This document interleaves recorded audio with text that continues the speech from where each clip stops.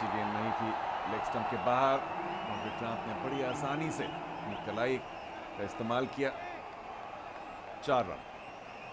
यह बहुत ज़रूरी है कि सही लंबाई पे सही दिशा पे गेंदबाजी करे वरुण बडोला, क्योंकि थोड़ा भी दिशा से भटकेंगे। विक्रांत ऐसे बल्लेबाज हैं जो कि हावी हो सकते हैं, और वही किया उन्होंने। कलाइयों का अच्छा प्रयोग देखा कि अब फाइनल का खिलाड़ी सर्कल में है बॉबी डियोल, तो अब गैप में खेला और 4 रन अर्जित करते हुए। विक्रांत को खामोश रखना इतना आसान नहीं किसी भी गेंदबाज के लिए, और इस बार कदमों का इस्तेमाल करके आ गया है। यहाँ पे मौका हो सकता है, और ऊपर से जाती हुई गेंद, बढ़िया गेंदबाजी, अच्छी वापसी वरुण द्वारा। बाल बाल बचे विक्रांत। जी हाँ, पहली बार ये कहना होगा कि जो ये योजना है कि 30 गज के दायरे के कुछ 5-6 गज अंदर रहे क्षेत्र रक्षक, वो चली नहीं, क्योंकि अगर थोड़ा सा बाहर रहते इस बार तो बड़ी आसानी से कैच ले सकते थे, लेकिन पीछे हिलना इतना आसान नहीं। अच्छी डाइव की थी राजा ने। और अगर अब यहाँ पे अब चारों कैच लपक लेते तो एक बहुत बड़ी सफलता होती है मुंबई हीरोज के लिए। फिलहाल अब एक बार फिर पृथ्वी स्ट्राइक पे।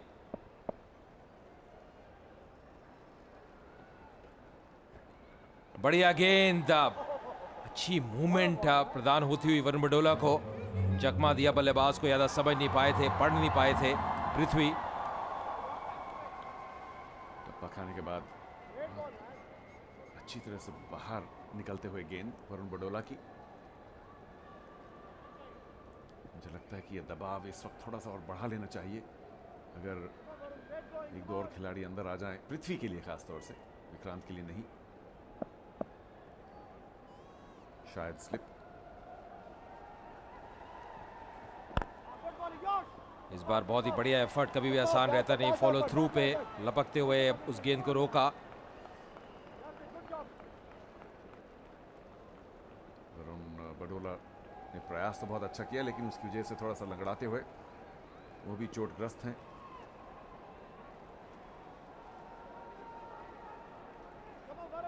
मुंबई हीरोज आज अजय जिस जोश के साथ खेल रहे हैं, कुछ एक अलग ही अंदाज है।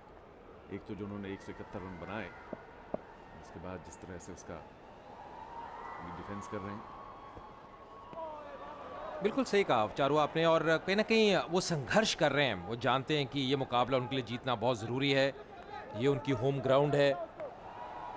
विकेट ज़रूर अनुकूल है बल्लेबाजी के लिए, पर अब क्योंकि अब दूधिया रोशनी में नहाया हुए स्टेडियम है, बहुत ही बढ़िया वातावरण है, तो अब गेंद थोड़ी सीम भी होगी, मूव भी करेगी।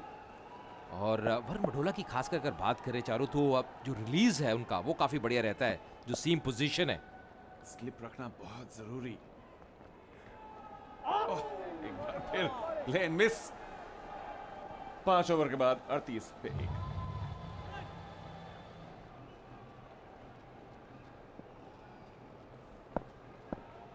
तो 5 ओवर की समाप्ति के बाद 38 पे 1 चेन्नई राइनोज।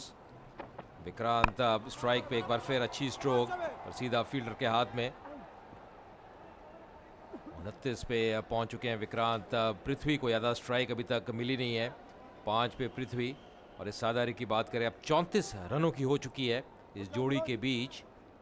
यहाँ से 89 गेंदों में अब 134 रन चाहिए मुकाबला जीतने के लिए राइनर्स को। तो सही है, अब रास्ते पे ज़रूर है, पर अब जैसे हम पहले भी चर्चा कर रहे थे, विक्रांत की एक महत्वपूर्ण विकेट रहेगी यहाँ पे मुंबई हीरोज़ के लिए।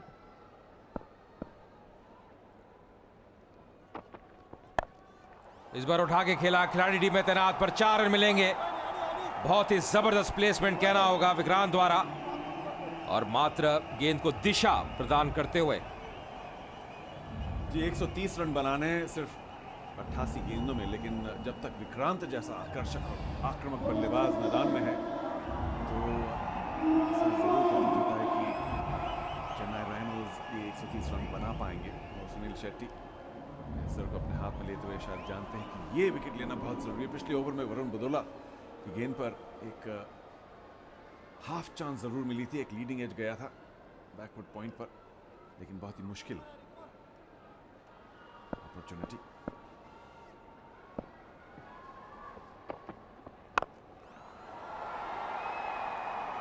और लगभग उसी दिशा में एक बार फिर खेलते हुए यहाँ पे आदित्य को एक चीज़ जो करनी होगी कि ज़्यादा रूम नहीं देना होगा बल्लेबाज को, और जब भी आप रूम देंगे, क्योंकि विकेट पे अच्छा उछाल है, उसका फ़ायदा, उसका लाभ बल्लेबाज जरूर उठाएगा, तो जितनी विकेट टू विकेट गेंदबाजी करेंगे उतना बेहतर रहेगा। फील्ड रिस्ट्रिक्शंस का ये आखिरी ओवर है और मुंबई हीरोज के लिए बहुत महत्वपूर्ण कि पृथ्वी को जितना हो सके स्ट्राइक पर रखें और विक्रांत को नॉन स्ट्राइकर पर। सीधे बल्ले से खेलते हुए पृथ्वी अब दौड़ लिए थे, बहुत ही बढ़िया प्रयास मिड ऑफ क्षेत्र से। शायद पृथ्वी भी ये बात जानते हैं कि जितना जल्दी हो सके एक रन लेके विक्रांत को स्ट्राइक दें। अच्छा खेला उन्होंने, सीधे बल्ले से। और चारों अपना जो रोल है उसको बहुत बढ़िया बखूबी अंदाज से निभा रहे हैं पृथ्वी, क्योंकि जानते हैं विक्रांत जैसा बल्लेबाज दूसरी तरफ है जो कि आक्रामक शैली में बल्लेबाजी कर सकता है, सारे ही स्ट्रोक्स है उनके पास, तो उनको मात्र स्ट्राइक रोटेट करनी है, खड़े रहना है, बने रहना है क्रीज पे। और ये जो साझेदारी है ये पनप रही है अब चेन्नई राइनोज के लिए। कट करने का प्रयास, बीट किया, वाइड का इशारा एम्पायर का।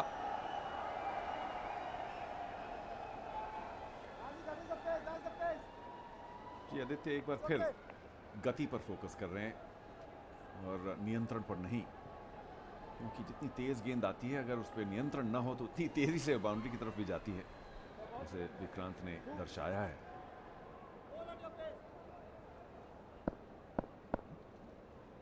एक खिलाड़ी डीप पॉइंट पे, थर्ड मैन आदित्य के लिए, और बहुत सूझबूझ के साथ बल्लेबाजी कर रहे हैं विक्रांत।